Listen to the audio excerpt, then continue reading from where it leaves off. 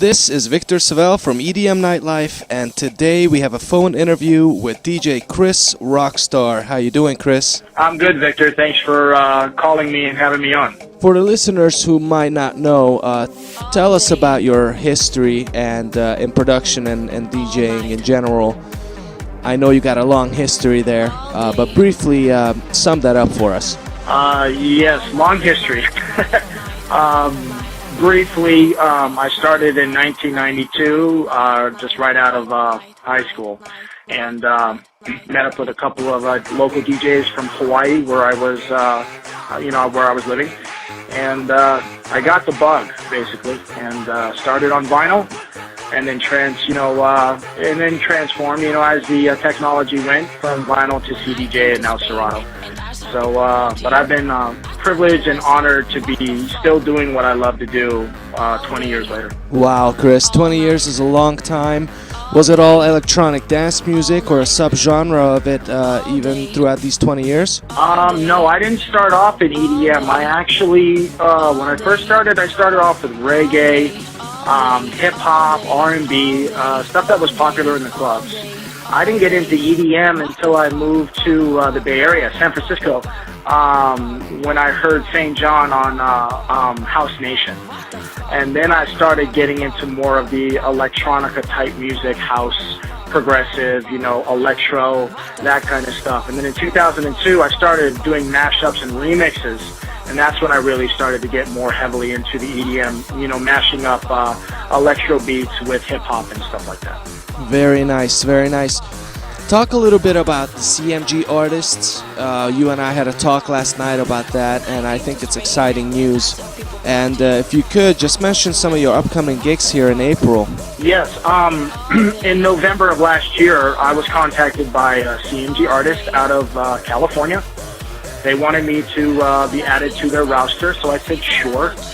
They are a DJ management company, and what they do is they, have DJs under their company, and they go ahead and book the DJs and fit them where, we are at our best, which is great. So a lot of companies don't do that. They'll just put you wherever they need to be filled. The CMG artist is really, really good. What we have coming up is April 12th. I'll be at the Colony in Hollywood, California. I'm actually going to be playing after DJ Savelle from Power 106. And April 28th, I will be in Hobbs, New Mexico, where I'll be doing a rave out there, and I'll be the headlining DJ for that. Very cool to hear you headline down there, Chris. I wish I could go. Let's talk a little bit about the releases coming out under Cub Harmonix, which is a duo you got going on with Woodrow. We're very excited about some of the tracks coming out, and I know you guys have been working really hard in the studio on that. So tell us a little bit about Cub Harmonix. Well, Woody brought to my attention DJ Woodrow out of Seattle. He now lives here in Vegas as well as I do. He brought to my attention that he was looking for a remixer who wanted to do work with another producer that works with Universal Music out of LA. And so we'll get acapellas from up-and-coming artists. He came to me and said, I really like your mashups and your remixes. Do you want to work on this? Now, there's no money involved right now, but you look at the long run, there's going to be something really big down the line. And he asked a lot of other DJs, and they turned him down.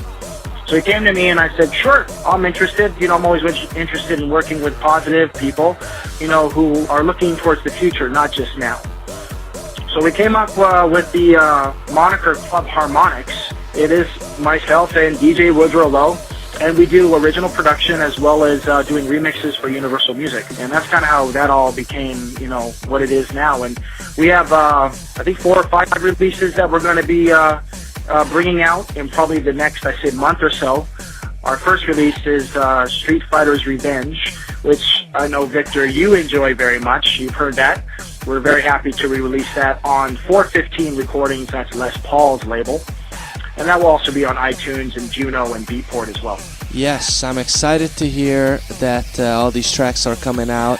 And that one track you are saying is particularly interesting. And we're going to see a lot more of that track, in fact. Oh, that's great. We worked really hard on that. We actually got some pretty good exposure off of it. Capcom who does the franchise for Street Fighter, they're interested in having that on their next video game. Wow, talk about some great news. It is. It is good news. Let's jump to another topic real quick that's pretty hot right now. Let's talk about Skrillex winning 3 Grammys. Do you think this actually helped the EDM scene in general, it becoming more mainstream? What effect do you think that Skrillex's 3 Grammys had on the electronic dance music scene in general? I think, Sonny is a great guy. That's his real name if no one knows. I got to tell you that Skrillex, when he came out, it was like a bang. And, no one really heard of him. What he did was he changed the dubstep sound to his sound. I don't think he changed the dubstep genre in general. I think he just changed the sound to make it his own, and that's what's popular. I think he gets a lot of slack for, playing dubstep. I think whatever rocks the crowd is what you're going to do, and if he rocks the crowd like that, then that's what he's going to do. And congratulations to him for getting 3 Grammys. Not 1, not 2, but 3 in one night. That really sets the EDM bar much higher than, let's say, Richard Vision gets a Grammy or Bad Boy Bill gets a Grammy. Those are both 2 great DJs and producers as well. But Skrillex, I believe, is just on a completely different level. I have to agree with you on that. Skrillex indeed is a good showman. He definitely produces quality tracks. Let's talk a little bit about DJing and where it came from and where it's going. A lot of people nowadays use computers, MIDI controllers. A lot of DJs don't even use a MIDI controller, just go straight off of laptops with no controller. What's your take on this, and where do you see DJing going in the future? Do you think people should start on decks? Is there a progression in this? I think, I didn't start with a laptop. I started with vinyl, and then as the years progressed and the technology progressed, I believe you have to go with it. I don't believe in you're not a real DJ if you don't use vinyl. I hear that all the time, and I think it's ridiculous. A real DJ is someone that can work a room no matter what he has in front of him. I mean, I've been in a club where there's been one turntable and a mixer and no other turntable. So you've got to figure out what you need to do. This was before Serato. This was before all this other, technology that's around. I myself use a laptop. I use it to pick my songs, but I still mix with my ear. I think a lot of new DJs out there, they really rely on looking at that waveform. And if that's what they want to do, more power to them. There are a lot of up-and-coming artists, a lot of up-and-coming DJs that are better than we are, the older guys, that because of this technology. I love the technology just for the simple fact that I don't have to carry records around anymore. I'm 38 years old, and, I can't be carrying 10 or 15 crates of records all over the world when I go, wherever I play. That's a perk for me. But with these other DJs, flat out, you can quote me on this. Just because you don't use vinyl, that doesn't make you less of a DJ. As long as you can go into a party and rock the crowd, that's what makes you a great DJ. And you getting booked on a constant basis, that's what makes you a great DJ. That's what I feel about that. Excellent points, Chris. Now we're coming up to the end of this interview. Where can we find you if I'm running an event here in town, or anywhere for that matter? Where do I go to find booking information on you? Right now, you can go through cmgartist.com, and that's the company I mentioned earlier out of California. They take care of all my bookings, and all the information is there. I'm on the roster with 13 other DJs. You can just click on my name, and it will take you to my website, which is www.djchrisroxstar.com. And I've got music, I've got videos, I've got all my social networking, all that stuff is on there as well. My Twitter, my Facebook, my SoundCloud, and so forth. Well, ladies and gentlemen, there you have it. This was Chris Roxstar on the phone for the first phone interview that we have done so far. Let us know how you like it. Thank you so much for coming on the program, Chris.